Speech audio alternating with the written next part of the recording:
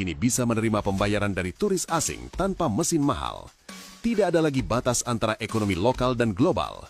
Seorang pedagang kopi di Bali bisa langsung menerima pembayaran dari wisatawan Thailand atau Singapura.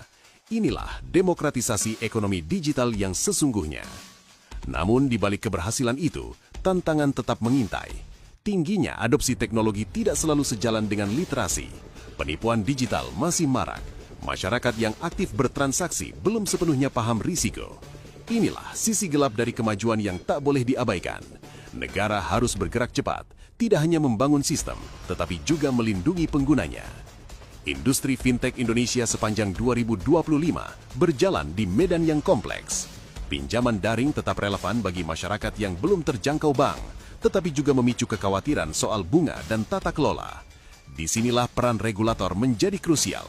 OJK, Bank Indonesia dan komunitas fintech harus berjalan seiring, menjaga keseimbangan antara inovasi dan perlindungan konsumen. Di sisi lain, kecerdasan buatan mulai masuk ke sektor keuangan. Indonesia tercatat sebagai salah satu negara dengan tingkat adopsi AI tertinggi di Asia Pasifik. Namun adopsi belum berarti penguasaan. AI masih banyak digunakan di balik layar, belum menjadi senjata utama produk keuangan. Tanpa investasi dan infrastruktur yang kuat, Indonesia berisiko hanya menjadi pengguna, bukan produsen teknologi AI. QRIS mengajarkan satu hal penting.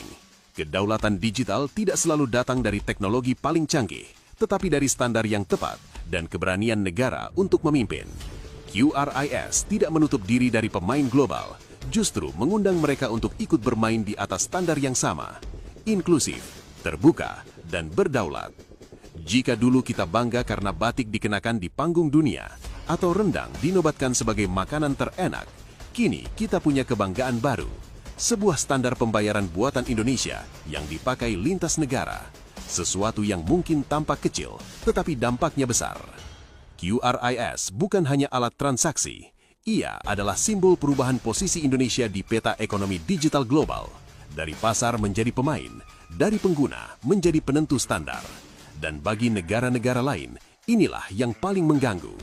Karena sekali sebuah standar lahir dan diterima luas, kekuatan sesungguhnya bukan lagi pada siapa yang paling kaya, tetapi siapa yang paling dipakai.